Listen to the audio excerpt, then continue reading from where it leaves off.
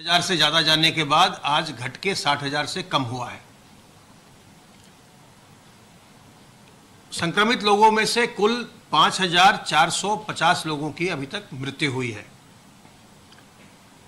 जो हमारे active cases हैं 59,397, इनमें से 30,371 होम आइसोलेशन में है, अपने घर पर रह के ही लक्षण विहीन व्यक्ति स्वास्थ्य लाभ करते हैं। तो ऐसे 30,371 लोग होम आइसोलेशन में हैं।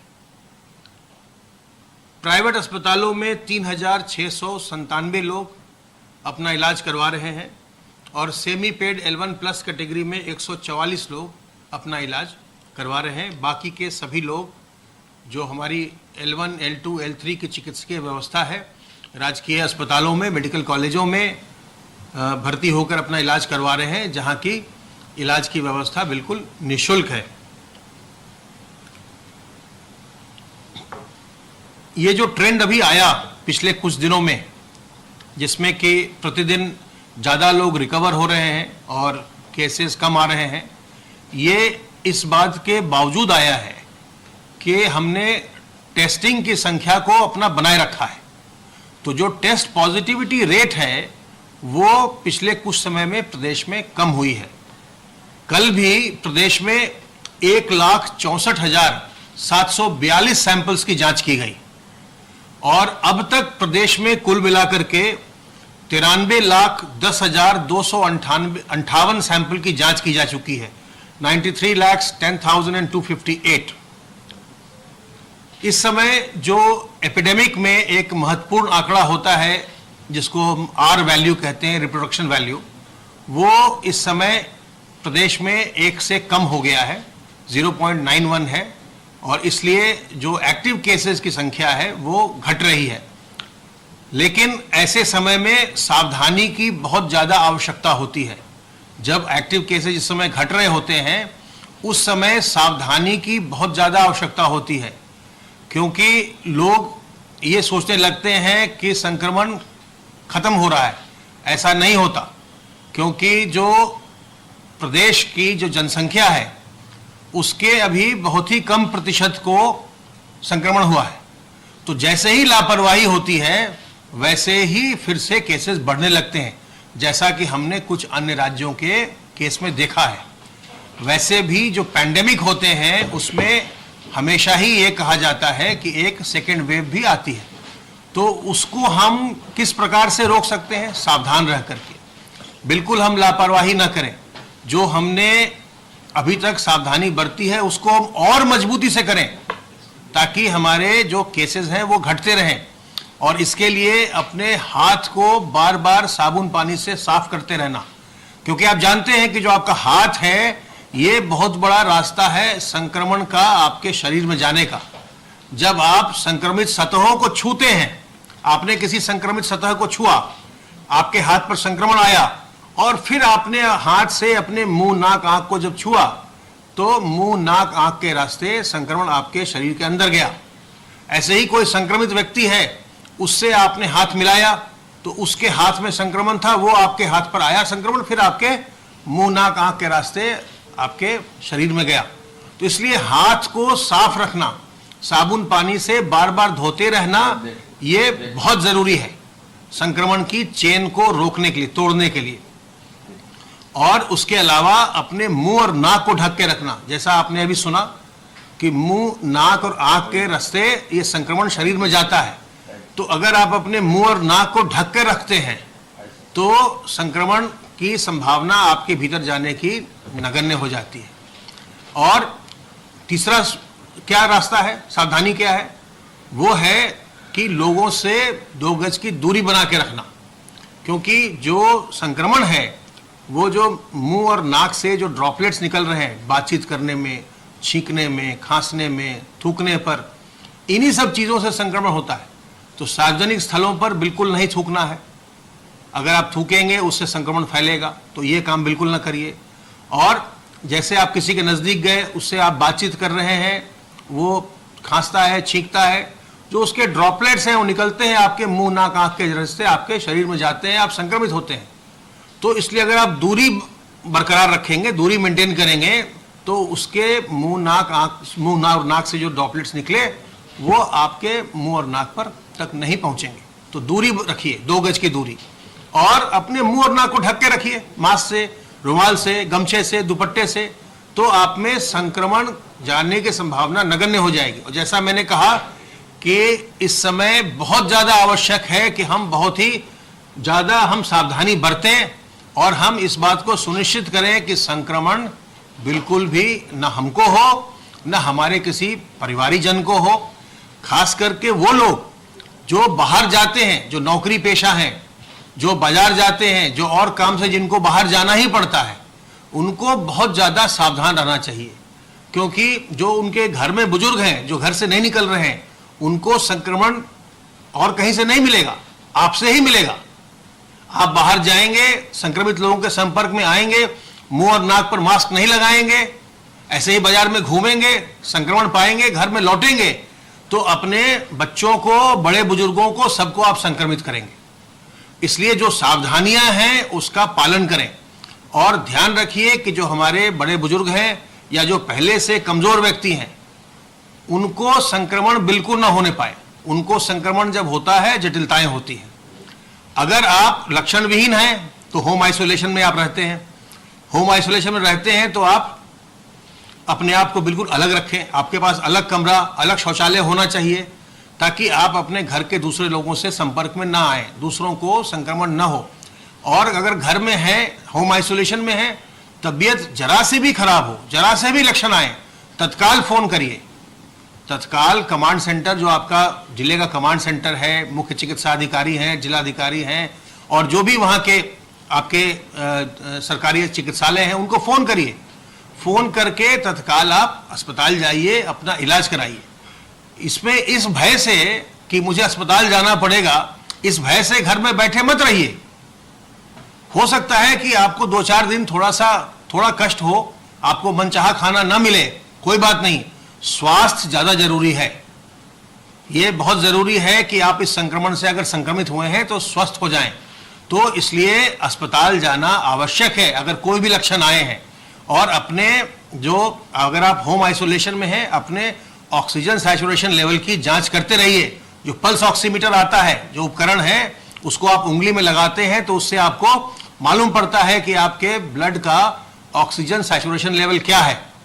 जैसे ही वो 94 से कम हो रीडिंग, तत्काल उसमें सावधान होइए, तत्काल डॉक्टर से संपर्क करिए, तत्काल अस्पताल जाइए, क्योंकि इसमें किसी प्रकार की लापरवाही बिल्कुल भी उसकी गुंजाइश नहीं है।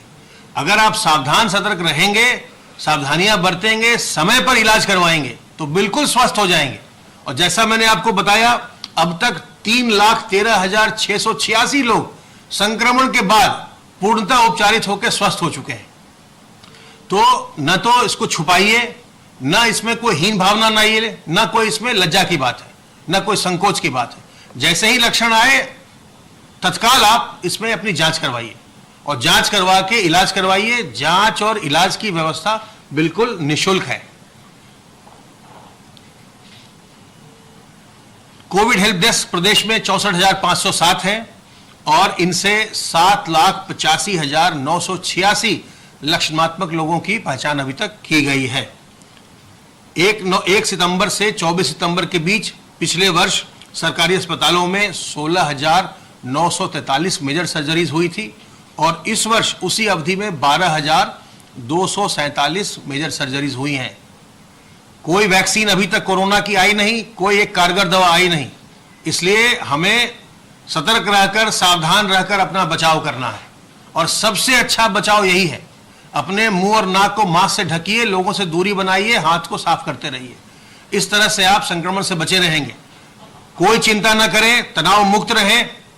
कोई भी मन में आशंका हो, कोई भी उलझन हो, 1800 180 51 45 पर फोन करिए, विशेषज्ञों की राय लीजिए। स्वस्थ रहिए, प्रसन्न रहिए। अब अपर मुख्य सचिव गृह आपको आगे बताएंगे। माननीय मुख्यमंत्री जी ने आज टीम 11 की बैठक ली। आज उन्होंने कोविड के संदर्भ में कानपुर नगर और लखनऊ में अतिरिक्त चिकित्सा कर्मियों की तैनाती का निर्देश चिकित्सा विभाग को दिया है। आरएमएल को 300 बेड को डेडिकेटेड कोविड हॉस्पिटल बनाए जाने का भी निर्देश उन्होंने दिया है। कोविड हॉस्पिटल्स में सभी औषधियां, अन्य मेडिकल सामग्री सुचारू रूप से रहे, यह भी निर्देश उन्होंने दिया है। होम आइसोलेशन में जो मरीज हैं उनको जनपद स्तर पर संवाद के साथ साथ सीएम हेल्पलाइन के माध्यम से संपर्क स्थापित रखते हुए उनसे स्वास्थ्य की नियमित जानकारी प्राप्त करने का भी निर्देश दिया है।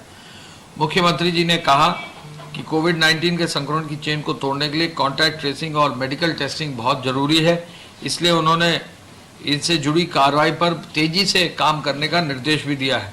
कॉन्टैक्ट ट्रेसिंग को गति प्रदान करने के लिए उन्होंने अतिरिक्त टीम लगाने का भी निर्देश दिया है और ज़्यादा से ज़्यादा मेडिकल टीम के लिए भी लैब्स को पूरी क्षमता में चलाने का निर्देश दिया है। मुख्यमंत्री जी ने कोविड-19 के बचाव और सुरक्षा के संबंध में जागरूकता अभियान के अंतर्गत पब्लिक एड्रेस सिस्टम को और मजबूत करने का निर्देश दिया है। आपको मालूम है कि प्रत्येक जनपद में पब्लिक एड्रेस सिस्टम लगाया जा रहा है। अब तक लगभग 2800 से अधिक पब्लिक एड्रेस सिस्टम स्थायी रूप से जनपदों में लगाए गए हैं। इसको 5000 तक करने का भी निर्णय है। पब्लिक एड्रेस सिस्टम से एक और कोविड के बारे में जानकारी होगी, एक और यातायात नियमों की भी जानकारी लोगों को हो जाएगी। मुख्यमंत्री जी ने औद्योगिक इकाइयों की 19 की गाइडलाइंस के अनुसार संचालित करने के लिए उद्योगों की नियमित मॉनिटरिंग करने का भी निर्देश दिया है। आत्मनिर्भर पैकेज के पूर्ण लाभ दिए जाने हेतु बैंक अधिकारियों के साथ बैठक करने का भी निर्देश दिया है। कल तक 2,29,886 एफआईआर दर्ज हो गई हैं। 4,33,446 लोगों को नामजद किया गया है। 74,000 अब वाहन सीज हो गए हैं। 85 करोड़ 12 लाख जमा हो रहा है। 4,39,000 वाहनों को आवश्यक सेवाओं का परमिट दिया गया है। 925 एफआईआर अब तक दर्ज हो चुकी है, जिसमें 1250 लोगों को नामजद किया गया है और 447 लोग गिरफ्तार किए गए हैं। कुल मिलाकर अब तक जो है 25 सितंबर को 3 मामले फेक न्यूज़ के सामने आए हैं, जिसमें फेसबुक का 1 और ट्विटर के 2।